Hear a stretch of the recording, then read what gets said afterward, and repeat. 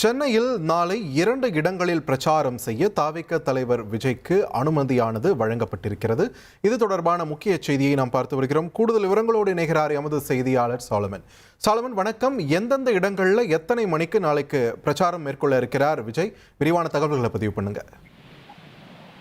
தமிழக வெற்றி கழகத்தோட தலைவரான விஜய் அவர்கள் தொடர்ச்சியாக தேர்தல் பிரச்சாரத்தை பல்வேறு மாவட்டங்கள்ல அவர் மேற்கொண்டு வருகிறார். சமீபத்துல புதுச்சேரியில அவர் தேர்தல் பிரச்சாரத்தை மேற்கொண்ட நிலையில மீண்டும் சென்னையில பிரச்சாரம் நடத்த அவர் திட்டமிட்டு அவர் மாவட்ட செயலாளர் சார்பில் சென்னையில எந்தெந்த இடங்கள்ல தேர்தல் பிரச்சாரம் மேற்கொள்ள இருப்பதாக அதற்கான கடிதத்தையும் தேர்தல் ஆணையத்திடம் கொடுத்திருந்தனர்.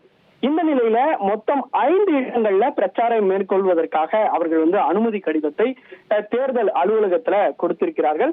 அந்த தேர்தல் அலுவலகத்துல தொடர்ச்சியாக காவல்துறையிடம் தான் என்ஓசி ஆனது வழங்குமாறு தெரிவிப்பார்கள். அதன்படி அங்க தமிழக வெற்றி கழகத்தோட தலைவர் விஜய் அந்த இடங்கள்ல பிரச்சாரம் மேற்கொள்வதற்காக உகந்த பகுதி தானா, அங்கு போக்குவரத்து நெரிசல் ஏற்படுமா, பாதுகாப்பு சம்பந்தமான வசதிகள் இருக்கிறதா, என்ன மாதிரியான விளக்கங்கள் கேட்பார்கள். அதன்படி குறிப்பாக போலீசார் அந்தந்த பகுதி போலீசார் தொடர்ச்சியாக ஆய்வு மேற்கொண்டு அந்த பகுதி சரியானவை தானா என்பது தொடர்பாக அவர்கள் விசாரணை செய்து அதற்கு தடையில்லா சான்றிதழ் சர்டிபிகேட்டை தேர்தல் அலுவலகத்தில் கொடுப்பார்கள். அதன்படிதான் அதன் பிறகுதான் அனுமதி கொடுப்பார்கள். அதே போலத்தான் மொத்தம் 5 இடங்கள்ல, அதாவது விருகம்பாக்கம், அண்ணா நகர், டி நகர், வில்லிவாக்கம் உள்ளிட்ட 5 இடங்கள்ல மொத்தமாக அவர்கள் பிரச்சாரம் மேற்கொள்வதற்காக அனுமதி கடிதத்தை கொடுத்தனர். அதன்படி போலீசார் 2 இடத்திற்கு மட்டுமே இதுவரை அனுமதியானது கொடுக்கப்பட்டிருக்கிறது. வில்லிவாக்கத்தில் இருக்கக்கூடிய அந்த சிட்கோ நகர் சந்திப்புல அனுமதியானது அளிக்கப்பட்டிருக்கிறது. காலை 11 மணி அளவுல அந்த பிரச்சாரத்தை மேற்கொள்வார்கள் எனவும் குறிப்பிடப்பட்டிருக்கிறது. அதே போல டி நகர் முத்துரங்கன் சாலை சந்திப்புல அனுமதியானது கொடுக்கப்பட்டிருக்கிறது.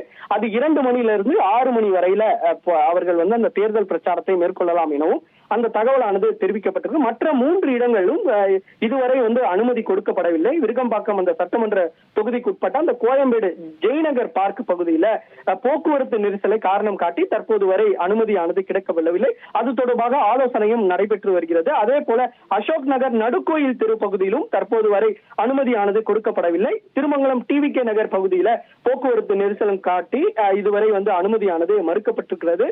90% வரை இந்த 3 பகுதிகளுக்கு அனுமதி கிடைக்க பெறாது எனவும் ஒரு தகவலானது தெரிவிக்கப்பட்டிருக்கிறது.